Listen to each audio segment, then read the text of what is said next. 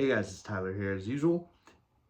The thing I wanted to talk about is imperfect or impure punching, as Jack Dempsey mentions it, and a couple of other things. So I saw Alex from Swordier swinging new Catsbogger, which looks awesome, underserved sword on the market. And he did something that's super common in not just sword cutting, but also punching, that will get you power. You will be able to cut with it, but there's two problems likewise. And that is, as he went to cut, does this. You notice this? His elbow comes up. And I've got my body in frame this way so that you can really focus on what's going on here. So hopefully this angle is helpful. When I raise my elbow like this, first thing it does, the thing most people think about is, oh, I can see that he's about to punch or he's about to cut me. It's a telegraph. That's true.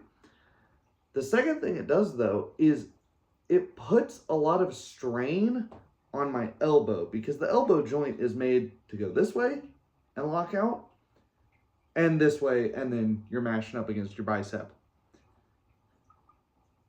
When you throw it out this way, all of a sudden the force is trying to make the joint go side to side like this, which you have a little bit of, but you don't have nearly as much of as you have here. And it'll be fine for a little bit. But if you keep throwing your punches like this, in this impure manner, well, one, you're going to telegraph, as I said already, and two, you'll start to develop tennis elbow. You know, why do tennis players develop that? It's the same thing. Reeling this way back and then letting it rip. That, I don't know if you could hear my elbow pop on that. You don't want to do that over and over again. You don't want to do any motion repetitively over and over again at high intensity without changing what you're doing here. So how do we throw this punch? Well, that's a lot of what the karate drills are for. Obviously, we're not going to be fighting like this, but I'm doing these slow, controlled movements. That way I'm making sure my elbow never comes out like this. It stays straight, straight, straight, straight, straight until the last moment.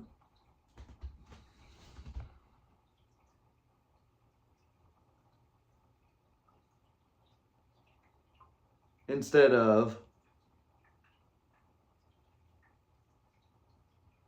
the reason we do this naturally is because whenever I raise my elbow, it tells my shoulder and lat muscles to engage, to drive power forward. So in addition to tension in the elbow, you should be feeling tension in the shoulder and a little bit in your back and your opposite side chest as it's pulling. And so that's why we see guys in street fights throwing punches like this, because they're very powerful. You can generate an absolute ton of power doing this. And notable that if you do the opposite of a haymaker and come from below, you basically got a shuffle hook and an uppercut here, right? But look, everything's tight to my body and my elbow's not actually moving again until the last movement and in the direction that it goes. So how do we translate this to cutting? Well, got my Todd's Workshop Boundary here. Might make a review on this. I want to cut from my right shoulder. It's that simple. I stay here. My elbow doesn't bend at all. I just come straight out.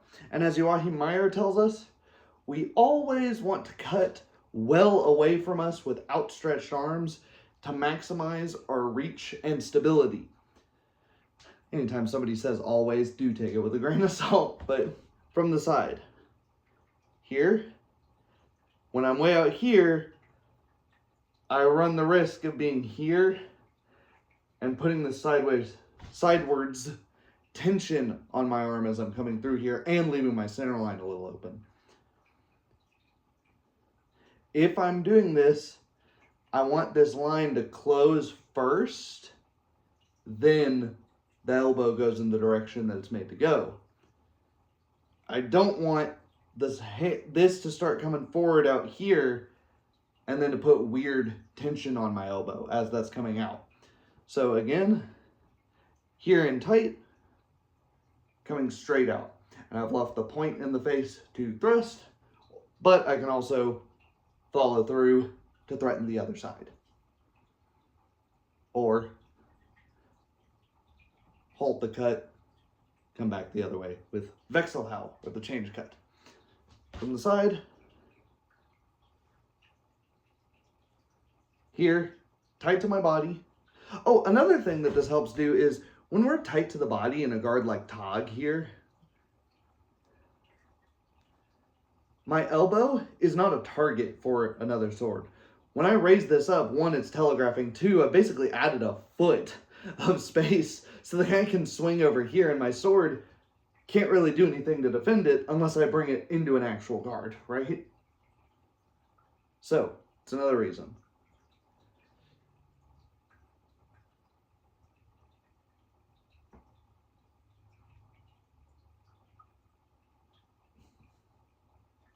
And if you do this a few times, you should be able to feel the difference on your elbow.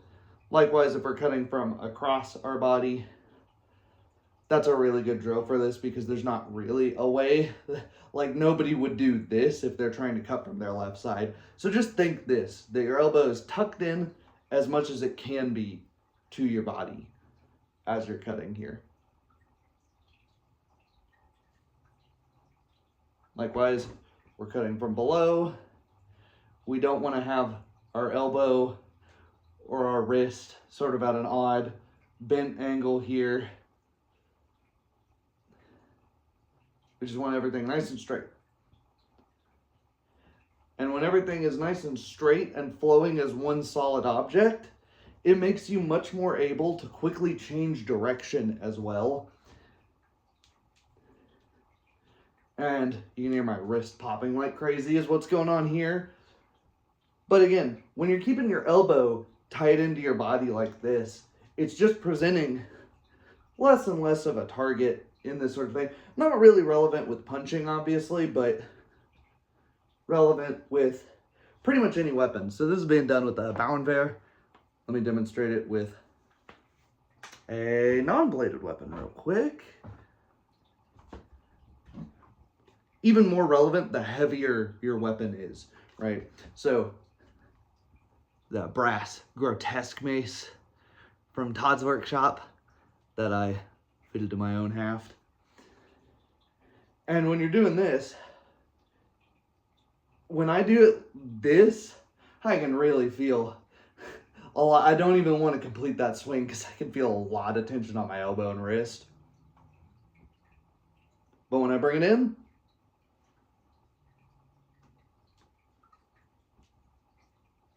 the tension is basically only on my wrist. There's always going to be some tension on the wrist because it's the last joint in the chain. And that's why wrist exercises are fairly important to do. And fun fact, if you want a good wrist exercise, you can just do this and not incorporate any of your body or shoulder. Then all the way out as far as you can. Then slowly bring it back up, over, all the way. Is this supinated? As far as you can. As soon as I feel tension on the elbow, rotate it all the way back, and do that to fatigue. So there you go. There's a little bit of different information. If we have a two-handed weapon, guess what? Look, we can still keep our elbows in nice and tight. You'll see baseball players, they come up here. Guess what? They get tennis elbow too. Get golfers, come up here. They get tennis elbow too. Pretty much every sport where you're swinging something, the guys that flare out their elbows more and more, you know, chicken winging it, if you're familiar with firearms parlance, they get these elbow injuries, are more and more likely to. So, notice, arms straight, elbows straight, tucked in, small targets, and I can do this all day long.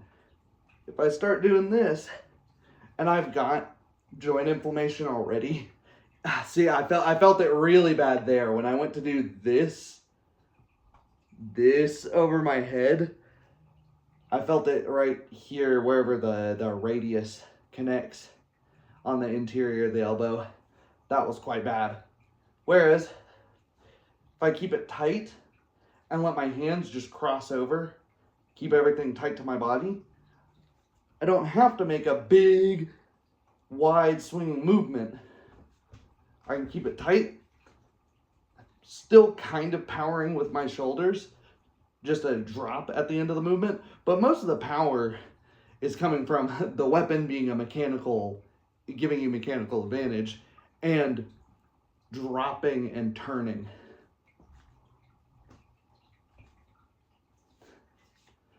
All right, well, hopefully that's helpful. Odd angle, new setup here. Let me know what you guys think. Thanks.